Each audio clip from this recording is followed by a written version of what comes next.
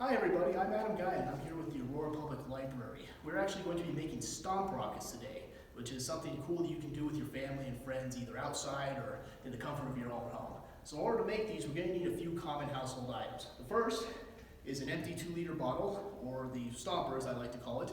And it doesn't necessarily have to be 2 liter, you can also get away with like 1 liter, just any large plastic bottle will work just fine. We also have a small piece of PVC pipe. This is Schedule 40 1-inch. You can do it with smaller diameters, but just for fun, I've really liked this for how it makes the paper fly. We also will need some standard Scotch tape, a little bit of duct tape, and the inner tube from a bicycle tire. You can take these directly out of your bike, or you can get a new one. This one will run about $5 to $7 at your local Walmart. The final material you'll need is a few strips of paper, and either a Sharpie or some crayons, colored pencil, something to make it yours, and a pair of scissors. So the first thing you're going to want to do is open up your bike tire and slice it. Doesn't really matter where, you just want to make sure that you don't mess with the pump, and I'll explain that later. Now in order to make the launcher, you're going to wrap the bike tire around the nozzle of the bottle, like so. Once it's on there, you're going to want to take some of your duct tape and secure it firmly in place. This will probably take a few strips of tape. I found that it's better to do a few small strips than one large, long piece. So we wrap all the way around.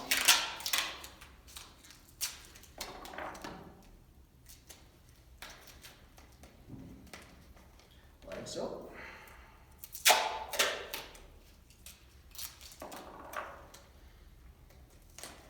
And there we go. It is now secured. You can go ahead and remove the little cap on your pump as well. That's not going to necessarily be useful later. So now the other end, you're going to want to slide onto the pipe. This can be a little tricky. They aren't always super flexible once they come right out of the package.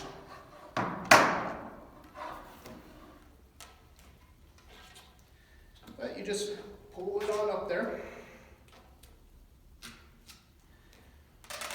And once it's on a little bit, you can twist the pipe in order to help secure it a little further. After that, you put a little more tape to hold it in place, and your launcher is complete.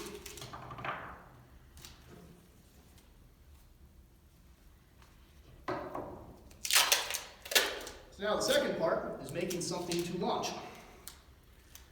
So for that, we have several pieces of paper here. The first one is going to be the body of the rocket. Now, for this part, if you want to color it, write your name, draw a picture of your favorite animal, whatever it is you want to do, this is the place you do it. Because once it's assembled, it's going to be a lot harder to personalize. So for this one, I'm just going to name it. So we're going to call it empirical research because it demands testing. There we go. So, in order to make the main body of the rocket, we simply place the paper down, place the pipe on top, and then we roll it up. You want it to be somewhat conformed to the pipe, but not super, super tight, because you want it to be able to easily fly on and off. So you start by wrapping it tightly, and then you release just a little bit to give it that leeway. Then you take your Scotch tape, and you tape the cylinder closed.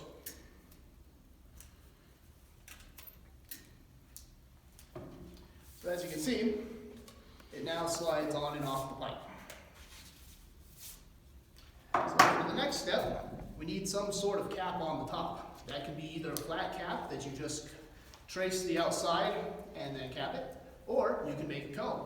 Now the way you make a cone is you draw a baseball diamond on the paper. So just draw this nice little outfield fence here, and that'll be the starting point of your cone. After that, you're going to want to cut that out.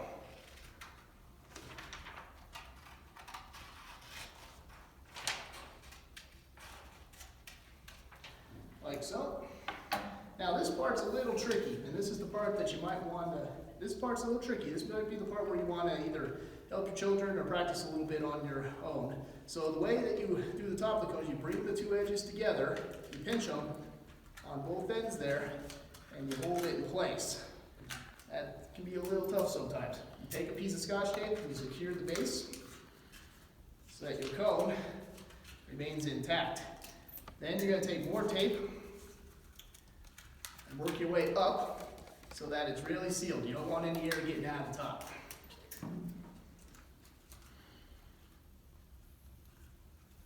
There we go. Now to secure it to the rocket, you simply slide it in, and then you slowly tape your way around. It is going to flatten out in parts, and there are going to be parts that are a little tricky to tape. So that's why I suggest you put the pipe back in there to give you something solid to tape to. It will produce a slightly lopsided cone, but it will also hold it very securely. So then just work your way around.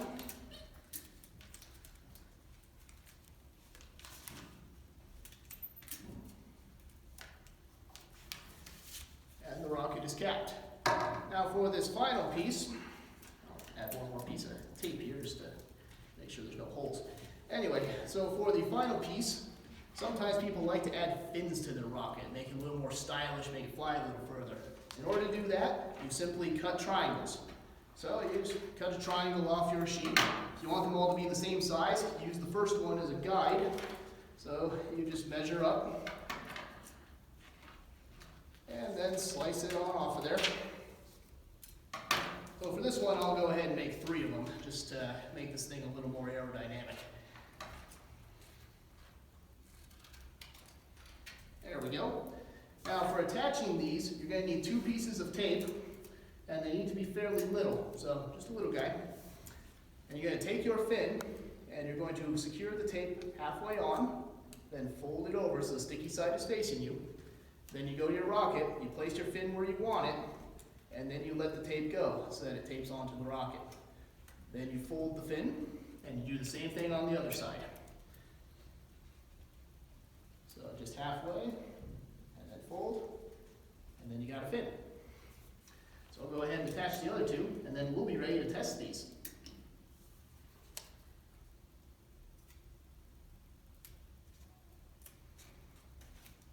So number 2.